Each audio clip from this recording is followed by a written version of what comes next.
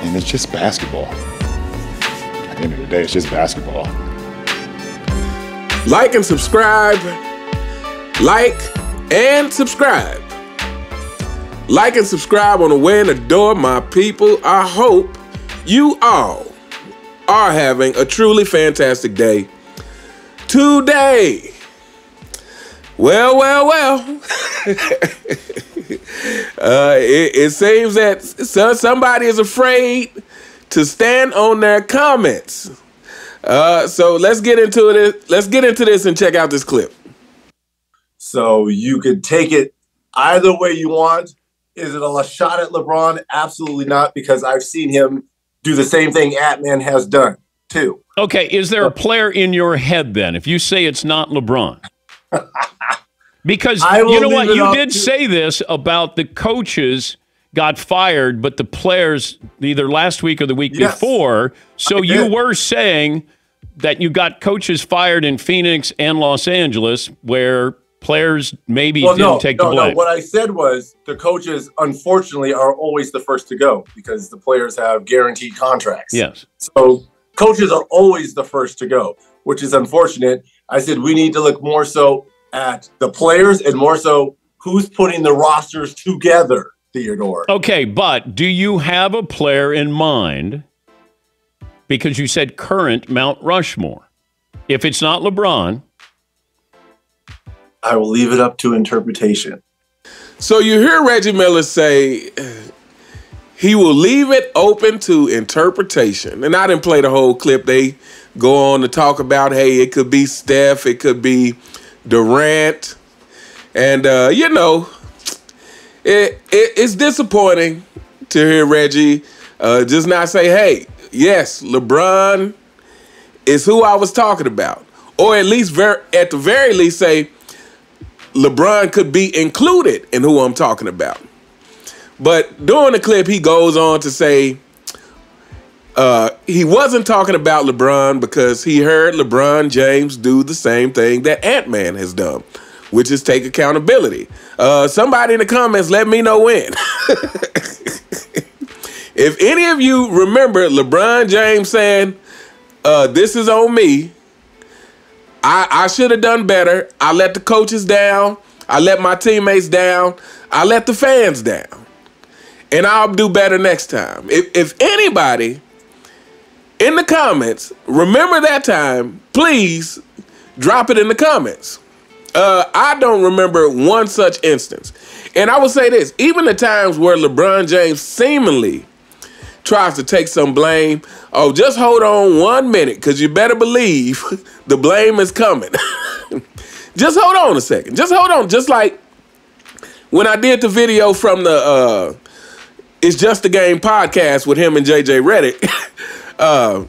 In the video, the episode where he supposedly took blame for the Miami loss. Because he did say that early in the episode. But of course we know, you know, just a few moments later, he was calling those Miami players minimum guys. So again, even when LeBron James have seemingly taken some kind of responsibility, you better believe, just hold your horses for a second, and that blame is coming. Matter of fact, I would say he doesn't even know how to not blame someone else. I think it is so ingrained in him and so part of his character that he literally doesn't know how to do it. I was just recently watching the latest episode of the Just a Game podcast, and they were going through, I guess, LeBron James' great playoff moments, and they were talking about the 2016 block. And LeBron James actually said on this podcast, he said something to the effect, and I'm paraphrasing, but he said something to the effect that if the referees had called a goaltend on that block he got, he would have walked out of the game. Like, he said something to the effect that, like, I was just hoping that they weren't going to call a goaltend or something, like, you know, if they would have called a goaltend, I would have walked out of the game because I knew it wasn't a goaltend. I knew it was a block and something. So I was like, oh, so like in your mind on these plays, like you are already preparing to whine and complain every time. This is how he thinks. This is just how he thinks. Is whining and complaining and who to shift the blame to. Like I said, I really at this point don't think he knows how to do anything else. So, over the last few weeks, it's been more and more people expressing their thoughts about LeBron James. The one which I enjoyed most was Rashad McCants on Gil's Arena. Just totally going all out with no filter. That was a beautiful thing to hear. But yeah, in the midst of all these people supposedly speaking their mind about LeBron James, I thought Reggie Miller was on his way, but he couldn't hold it. He had to go to this plausible deniability thing and go back to capping for LeBron. And it's like he doesn't know what anybody's talking about. That comment could have been about anybody. I would argue that not even Steph and Durant are on most people's Mount Rushmore. And he did say the player is on most people's Mount Rushmore. I don't think Steph or Durant, even though it's an argument for Steph for sure, but I just think in the eyes of most people, when you think Mount Rushmore, you would not think of Steph. Now, part of that is simply because of the media and the nonstop saying that this guy is at least number 2. But despite that, I do believe the fact is most people who watch basketball probably have him on the Mount Rushmore. Because I feel like most people have him in the top 5. Again, to me, if you sit down and you really just think about all the stuff he has done to get what little bit of stuff to accomplish, what little bit of stuff in comparison to other greats in less time. When you think about what he's done to get that, like it should just disqualify him. But so I guess, one thing we need to talk about is I try not to look at, I would say, most of the people in the media with complete disgust. Because I guess there is the question of,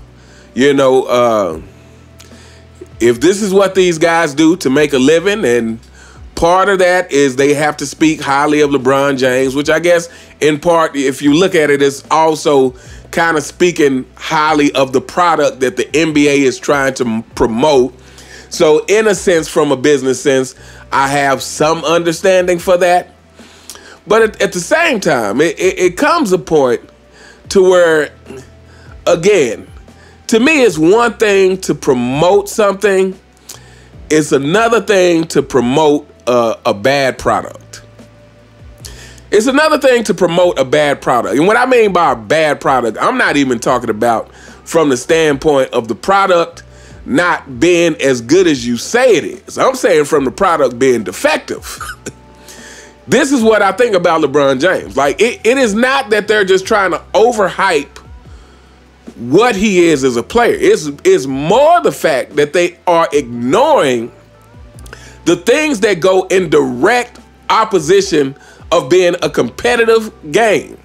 Again, it is the ignoring of the flopping. It is the still trying to place him at number 2, despite the fact that everyone knows he flops. I mean, you can go watch games. You can hear announcers call out the flop.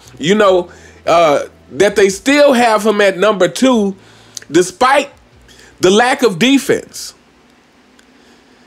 Despite the blatant lack of defense. That they still have him at number 2, despite the super teams, and not just the super teams, but despite being pretty much fully in control of everything he has done in his career.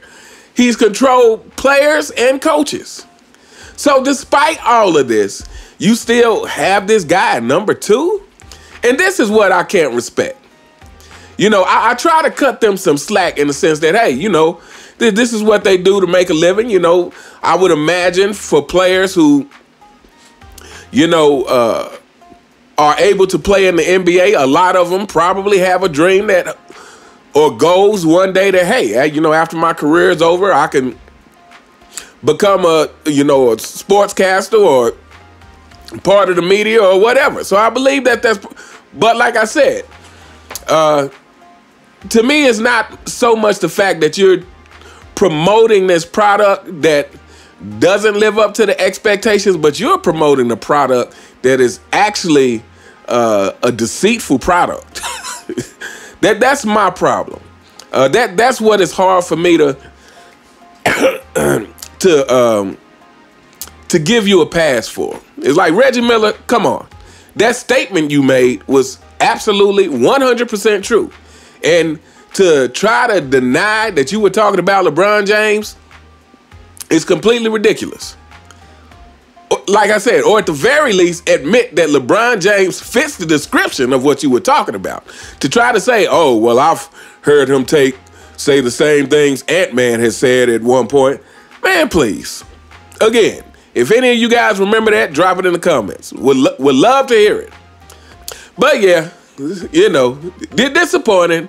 But I'm sure, you know, I'm going to be curious to see how many of these people that are coming out continue to stand on what they said, or if some of them, you know, by the time next season start and the Lakers have Bronny James and JJ Redick coaching,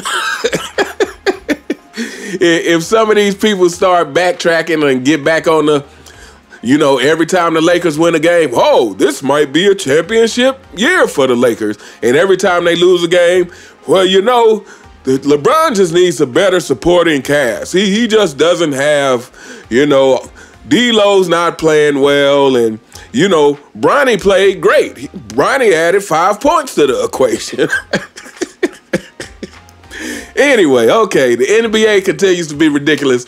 Let me know what you guys think in the comments. What do you think of Reggie Miller's backtracking? Do you think we are going to see more backtracking from some people, or do you think Reggie Miller is just one person who's backtracking, but in general, the LeBron James collapsing of the walls of his kingdom is inevitable, and it is going to continue to crumble, because it's definitely going to continue to crumble. Fanboys, bad news every time you come to this channel. That's what we do.